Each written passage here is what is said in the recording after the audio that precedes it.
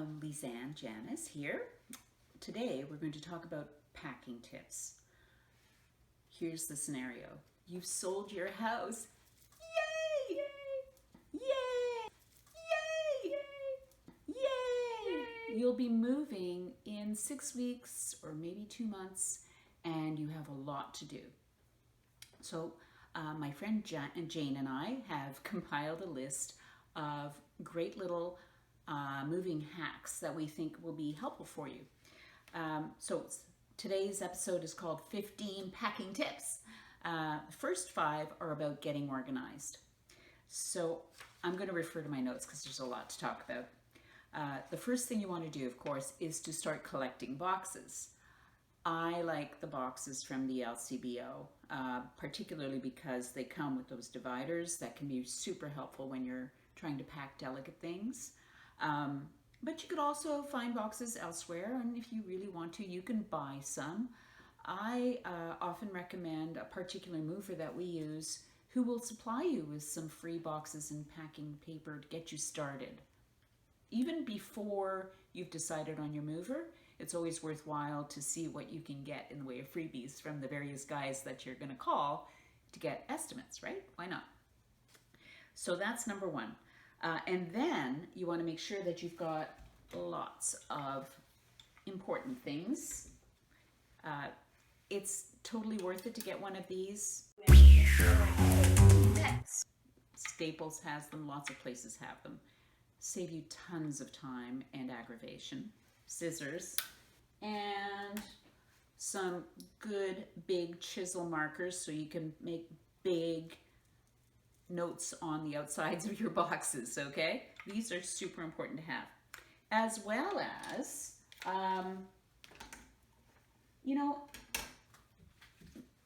we like to be neat. I like these big white mailing labels. They come in very handy because you're gonna have all kinds of different boxes, and some of them will have delightful labels from wine companies and things like that. You'd really want your movers to be able to see what you're doing, right? So get the labels, they're worth it. One thing I wanted to show you, I wanted to test this and see what you think. Say you're packing something delicate. You're going to be taking your winter clothes with you anyway, right? So assuming it's your winter clothes that you're packing, how about we try packing my gurgle jug. So I pack this like this.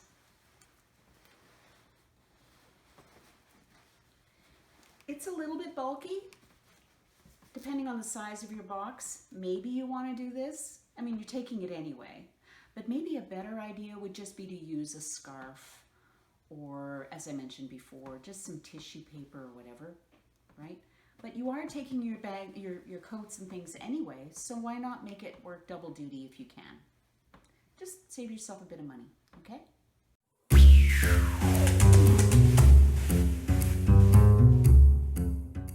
Number 2 is creating a moving file.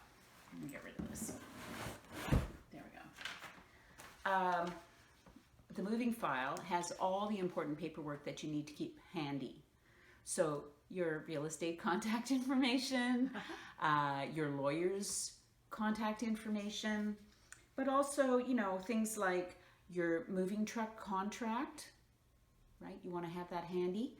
Mm-hmm. You want your pet veterinarian records handy because you might be going to a different town and you're going to need that just in case. And cash for the mover's tips. And any other important documents that you feel that you need to have with you. Just keep them in a file, keep them in your personal bag or briefcase, whatever you plan to keep in the car. Make sure that it goes in the car, not in a box, okay?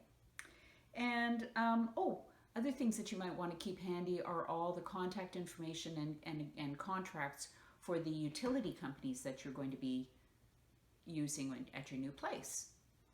What if there's no water?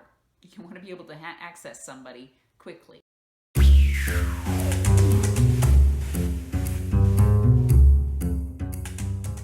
Oh, here's my favorite tip. you want to take some pictures of your electronic setup before you unplug everything. That's brilliant. At the end of the day, once you've moved in, all you really want to do is open a box of pizza, open a bottle of wine, put your feet up, and watch a video. It would be nice if you actually could just put everything together really quickly and have it working. Wouldn't that be awesome? That would be great. Okay. Number 4, pack and clearly label an open me first box. Okay? And here's what goes in there. All the things that you've been using up until the moment that you're leaving. So those last minute things, paper towels, some toilet paper, scissors, pens, a few plates and utensils, a bottle opener, wine cork, all the things that are really important to, me. Maybe a pot and a pan so you can make some tea, kettle, some tea bags, a little bit of this and that, just to make your life simple when you get there. And once you've packed that all up and you've marked it and you've labeled it and you've put it in your car, Yes. do not put this anywhere where the movers can touch it. You want to keep that totally away from the movers because you're going to want to have that yourself. Okay. Also you might want to toss in some, like power bars, snacks, apples, whatever, just to try and balance out your blood sugar on that day.